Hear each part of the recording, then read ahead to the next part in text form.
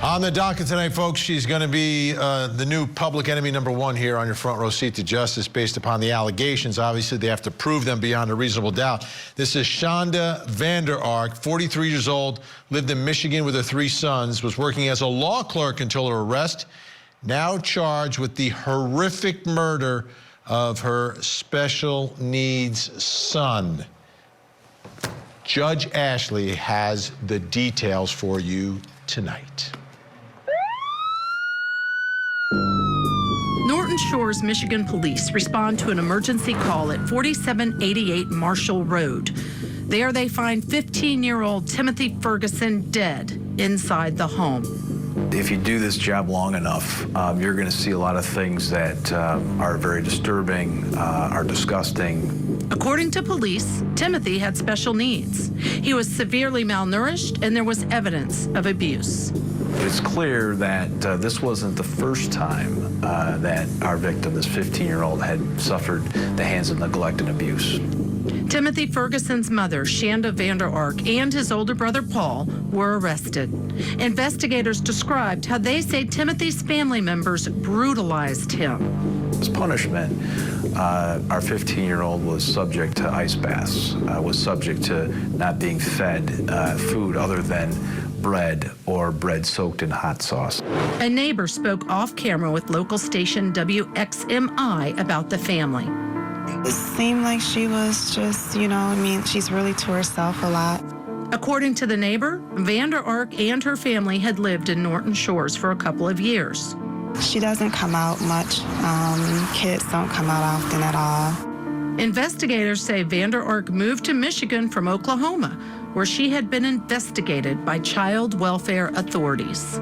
Instead of having her parental rights terminated, she voluntarily left the house, and from what we can tell, that's where the case kind of ended. 2 weeks after her arrest, Shanda Vander Ark was in a Muskegon County courtroom facing homicide and child abuse charges.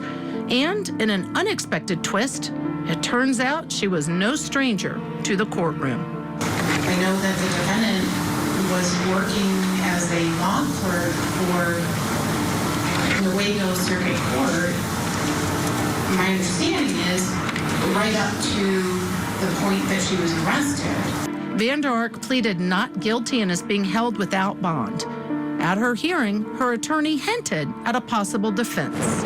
There is a potential with lack of memory in this case to the allegations. Timothy's brother Paul is also charged with child abuse and is expected to testify against their mother. All right, folks, this trial begins on Tuesday. Paul Ferguson, who is the older brother of the victim, the other son of Shanda Vander Ark, has a status hearing on January 23rd, but he's expected to be a key witness against his mother. There are text messages that really give you the flavor for what the allegations are here, and these are between Shanda and her son, not the son who's dead, but his older brother, who's also been charged here. Take a look. Vander Ark, this is Shanda, says, "Feel free to dump some cold water on him. I honestly don't care if you get a little rough with him. Do you honestly believe we should be worried?"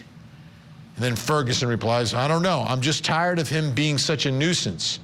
Vander Ark, the mother to Ferguson, "Maybe force his mouth open and put some hot sauce in there, considering everything he's put us through."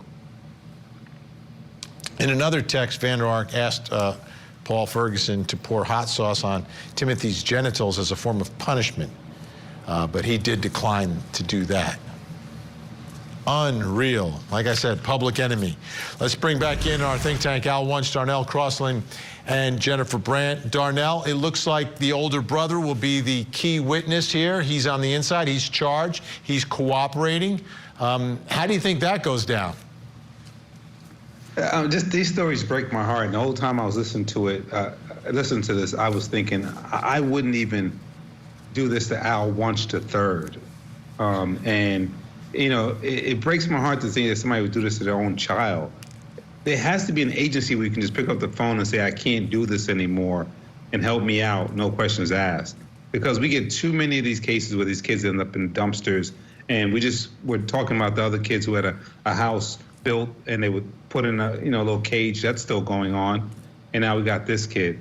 So it really just breaks my heart to hear this.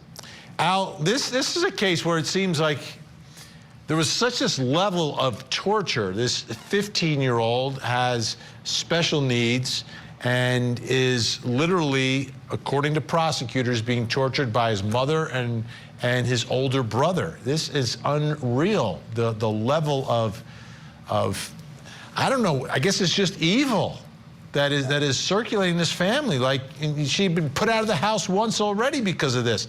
This 15-year-old was only 69 pounds when he died. It's a depravity that is just, it just shocks the conscience that a mother could do this to her child, and that a mother could use her other son to inflict this kind of pain upon her child. It's a horrific story.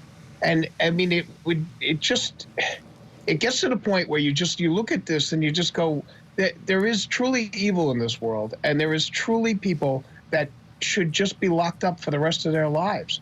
I mean, how do you do something like that to a child, and especially a child with special needs? And the fact that this woman was like working as a law clerk is even more just disgusting.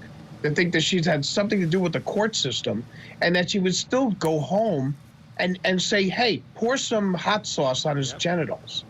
I mean, this is just horrific. You know, this is stuff we wouldn't be able to do this to prisoners. No. No. Let alone our own children. No. Oh, this is horrible. Cruel punishment. Yep. It's cruel torture. They're alleging it's murder in all this. Jennifer, and this doesn't seem to be a case to me. It strikes me as someone just being overwhelmed. It's like, no, we're way beyond that. No, and it looks like she had a history of abuse. I mean, she moved because Child Protective Services was after her, so somehow she, got away and started over again. And you also have to think about, and Al touched upon this, the psychological damage inflicted upon the older son.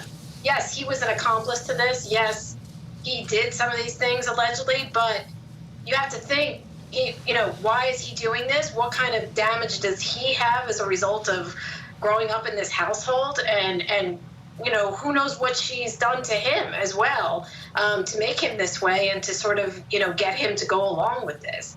It's not like he was doing it himself. He was sort of following her direction. So it is horrific, and it's unbelievable that people like this have children, and that they can go on and be parents. It's unfortunate because there's so many people that want to have children and would be great parents that can't, and then you have people like this who don't deserve to have children.